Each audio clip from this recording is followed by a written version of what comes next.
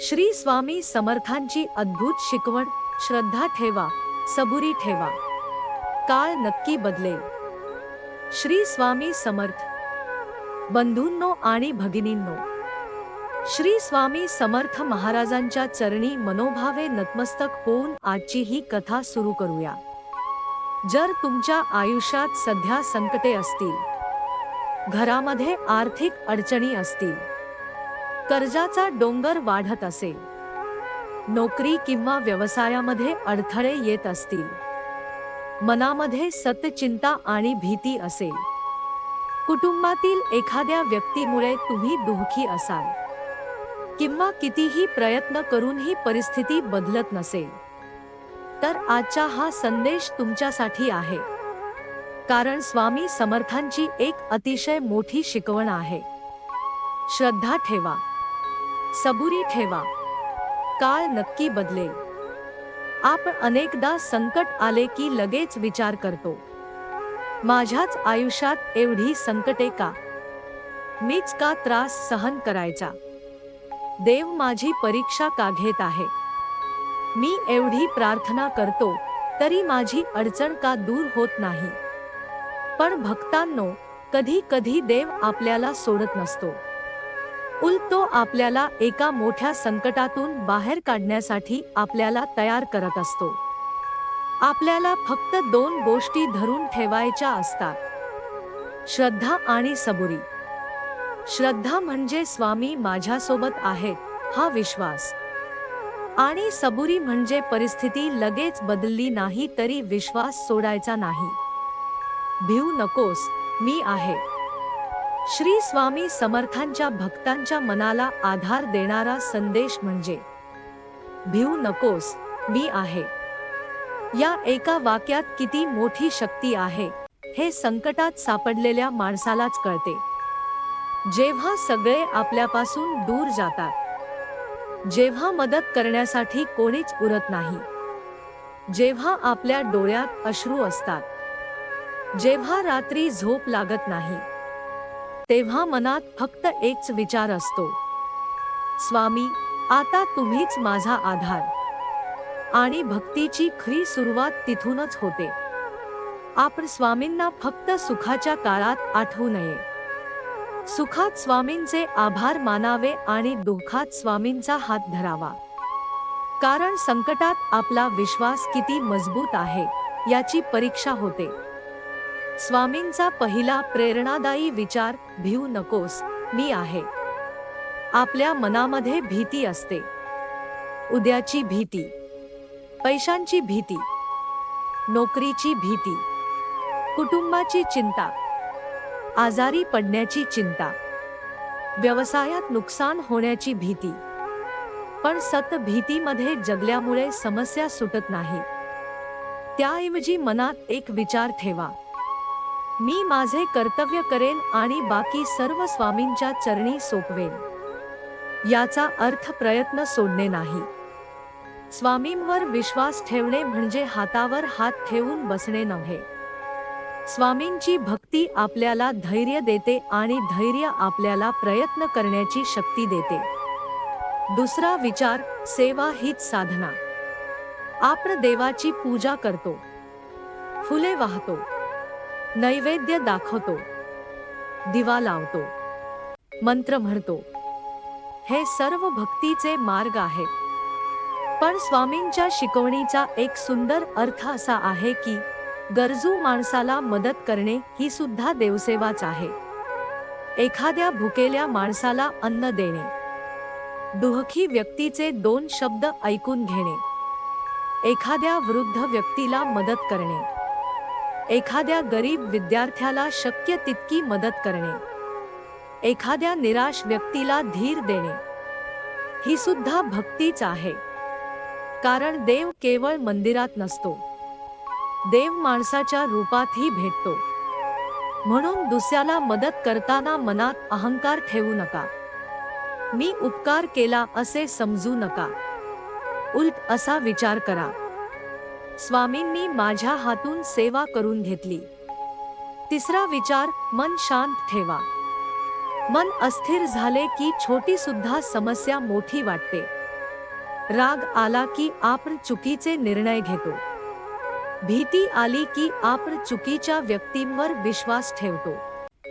चिंता वाढली की योग्य मार्ग दिसेनासा होतो. म्हणून संकटात सर्वात आधी मन शांत करणे आवश्यक आहे. दररोज काही मिनिटे शांत बसा. डोळे मिटा. दीर्घ श्वास घ्या आणि मनात हळूहळू म्हणा, श्री स्वामी समर्थ, श्री स्वामी समर्थ, श्री स्वामी समर्थ. मनाला शांत होण्यासाठी वेळ द्या. समस्या एका दिवसात नाहीशी झाली तरी चालेल, पण समस्या हाताळण्यासाठी तुमचे मन मजबूत झाले पाहिजे. चौथा विचार, संकट म्हणजे शिक्षण. आपल्याला संकट अजिबात आवडत नाही, पण आयुष्यात आलेले प्रत्येक संकट काहीतरी शिकवून जाते. एखाद्या व्यक्तीने आपली फसवणूक केली असेल तर आपण सावध राहायला शिकतो. व्यवसायात नुकसान झाले असेल तर आपण नियोजन शिकतो. पैशांची अडचण आली असेल तर खर्च आणि बचतीचे महत्त्व कळते. एखाद्या नात्यामध्ये दुःख मिळाले असेल तर योग्य व्यक्ती ओळखण्याची समज येते. म्हणून प्रत्येक संकटाकडे फक्त शिक्षा म्हणून पाहू नका. कधी कधी संकट आपल्याला भविष्यातील मोठ्या संकटासाठी तयार करत असते. पाचवा विचार, दुसऱ्यात देव पहा. अहंकार कमी झाला की भक्ती वाढते. आपण प्रत्येक माणसाकडे प्रेमाने पाहू लागलो की मनामध्ये शांतता निर्माण होते. समोरचा गरीब असो किंवा श्रीमंत, लहान असो किंवा मोठा, आपल्या जातीचा असो किंवा दुसऱ्या समाजाचा, प्रत्येकामध्ये परमेश्वराचा अंश आहे अशी भावना ठेवली तर मनातील द्वेष कमी होतो. आणि ज्या मनात द्वेष कमी होतो त्या मनात भक्ती वाढते. आता ऐका नारायण शेतक्याची कथा. एका छोट्याशा गावात नारायण नावाचा एक साधा शेतकरी राहत होता. नारायण अतिशय कष्टाळू होता. पहाटे कोंबडा आरवण्यापूर्वी तो उठायचा, घरातील देवासमोर हात जोडायचा आणि मनात म्हणायचा, स्वामी समर्थ, आजचा दिवस तुमच्या चरणी अर्पण करतो. माझ्या हातून चांगले काम होऊ द्या. त्यानंतर तो शेताकडे जायचा. ऊन असो, पाऊस असो, थंडी असो, तो मेहनत करायचा. पण काही वर्षांपासून त्याच्या आयुष्यात संकटांची मालिका सुरू झाली होती. एका वर्षी पाऊस कमी झाला, पिकाचे नुकसान झाले. पुढच्या वर्षी अतिवृष्टी झाली, पुन्हा नुकसान झाले. घरातील खर्च वाढत होता, कर्ज वाढत होते. मुलांच्या शिक्षणाचा खर्च होता. घरातील आजारी व्यक्तीच्या उपचारासाठी पैसे लागत होते. नारायण दिवसभर शेतात राबायचा आणि रात्री थकलेल्या शरीराने घरी परतायचा. पण चेहऱ्यावरचे दुःख पत्नीपासून लपवण्याचा प्रयत्न करायचा. एक दिवस मात्र त्याचा संयम सुटला. तो शेताच्या बांधावर बसला. डोळ्यात अश्रू आले. त्याने आकाशाकडे पाहिले आणि म्हणाला, स्वामी, मी चुकीचे काय केले? मी कोणाचे वाईट केले नाही. प्रामाणिकपणे मेहनत केली, कुणाला फसवले नाही. मग माझ्यावरच एवढी संकटे का? असे म्हणत तो रडू लागला. काही वेळाने त्याला आपल्या गावातील स्वामींचे मंदिर आठवले. तो उठला, हळूहळू मंदिराकडे गेला. मंदिरात पोहोचल्यावर त्याने स्वामींच्या चरणी डोके ठेवले आणि म्हणाला, स्वामी, मला पैसा नको, मला मोठेपणा नको. मला फक्त एवढी शक्ती द्या की मी माझ्या संकटांशी लढू शकेन. ही प्रार्थना करताना त्याच्या मनातील भार हलका झाला. स्वामींची कृपा म्हणजे काय? नारायण घरी परतला. पुढच्या दिवशीही तो शेतात गेला. परिस्थिती बदलली नव्हती, पण नारायण बदलला होता. आधी तो संकटाकडे पाहून घाबरायचा. आता तो संकटाकडे पाहून म्हणायचा, स्वामी माझ्यासोबत आहेत, मी प्रयत्न करणार. त्याने शेतीचे नियोजन बदलले, अनावश्यक खर्च कमी केला, पाण्याची बचत करण्यासाठी उपाय केले, ज्येष्ठ शेतकऱ्यांचा सल्ला घेतला, नवीन पिकांची माहिती घेतली आणि सर्वात महत्त्वाचे म्हणजे त्याने निराश होणे सोडले. काही दिवसांनी त्याच्या मेहनतीचे परिणाम दिसू लागले. पिकाची परिस्थिती सुधारली, त्याला थोडे उत्पन्न मिळाले, त्याने कर्जाचा काही भाग फेडला.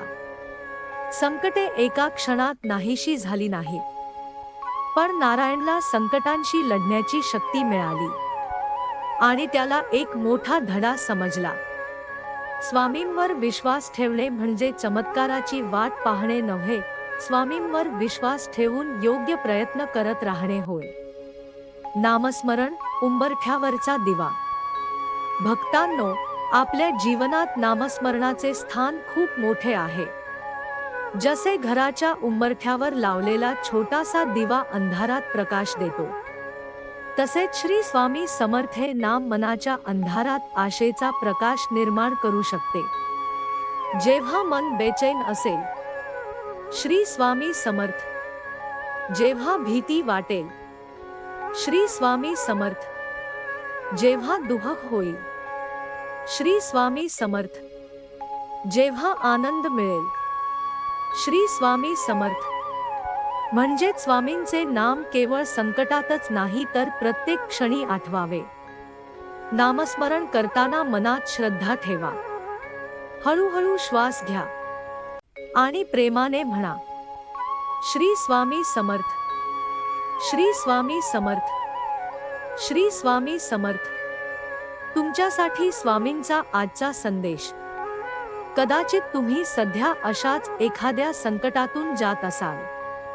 कदाचित तुम्ही कुणालाही सांगता मनात दुःख घेऊन बसला असाल.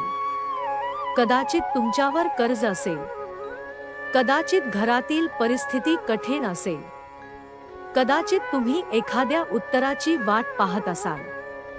तर आज एक गोष्ट लक्षात ठेवा, परिस्थिती कायम एकसारखी राहत नाही.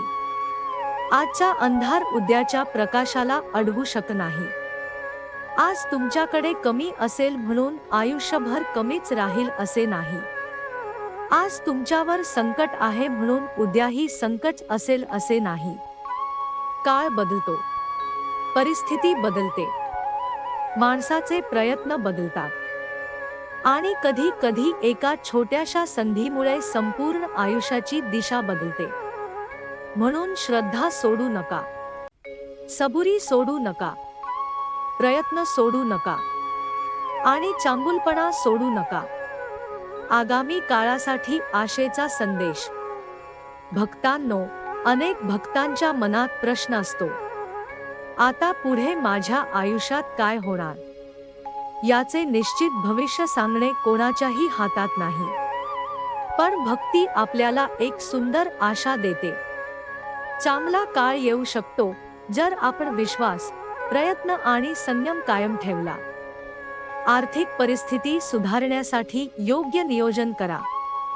कर्ज असेल तर शक्य तितके शिस्तबद्धपणे फेडण्याचा प्रयत्न करा. नोकरी नसेल तर नवीन कौशल्य शिकण्याचा प्रयत्न करा. व्यवसाय असेल तर योग्य नियोजन करा आणि या सर्व प्रयत्नांसोबत स्वामींचे नामस्मरण करा. कारण भक्ती मनाला शक्ती देते आणि प्रयत्न जीवनाला दिशा देतात. शेवटची प्रार्थना. चला, आज आपण स्वामींच्या चरणी एक छोटीशी प्रार्थना करूया. हे श्री स्वामी समर्थ महाराज, माझ्या मनातील भीती दूर करा. माझ्या मनाला शांतता द्या. संकटांमध्ये धैर्य द्या. चुकीच्या मार्गापासून मला वाचवा. माझ्या हातून कोणाचेही वाईट होऊ देऊ नका. गरजूंची सेवा करण्याची शक्ती द्या. माझ्या कुटुंबावर कृपाछाया ठेवा. माझ्या कष्टांना योग्य दिशा द्या. आणि सर्वात महत्त्वाचे म्हणजे, संकट आले तरी माझी श्रद्धा डळमळू देऊ नका. परिस्थिती कठीण झाली तरी माझी सबुरी संपवू नका. माझ्या मनात नेहमी तुमचे नाम राहू द्या. श्री स्वामी समर्थ. अंतिम संदेश. लक्षात ठेवा भक्तांनो, श्रद्धा म्हणजे स्वामी माझ्यासोबत आहेत हा विश्वास. सबुरी म्हणजे योग्य वेळ येईपर्यंत प्रयत्न करत राहण्याची शक्ती. सेवा म्हणजे स्वामींना माणसामध्ये पाहण्याची दृष्टी. नामस्मरण म्हणजे मनाला आधार देणारा प्रकाश. आणि भिऊ नकोस, मी आहे हा संदेश म्हणजे संकटाच्या काळात मनाला मिळणारा धीर. म्हणून आजपासून एक संकल्प करा. संकट आले तरी घाबरणार नाही. अडचण आली तरी प्रयत्न सोडणार नाही. मन खचले तरी स्वामींचे नाम सोडणार नाही. आणि परिस्थिती कितीही कठीण असली तरी म्हणत राहणार, श्री स्वामी समर्थ. माझ्यावर तुमची कृपा आहे. मी माझे कर्तव्य करीन. बाकी सर्व तुमच्या चरणी सोपवतो. शेवटी एवढेच. श्रद्धा ठेवा, सबुरी ठेवा, प्रयत्न करत राहा, नामस्मरण करत राहा. काळ नक्की बदलेल. श्री स्वामी समर्थ महाराज की जय. अक्कलकोट स्वामी समर्थ महाराज.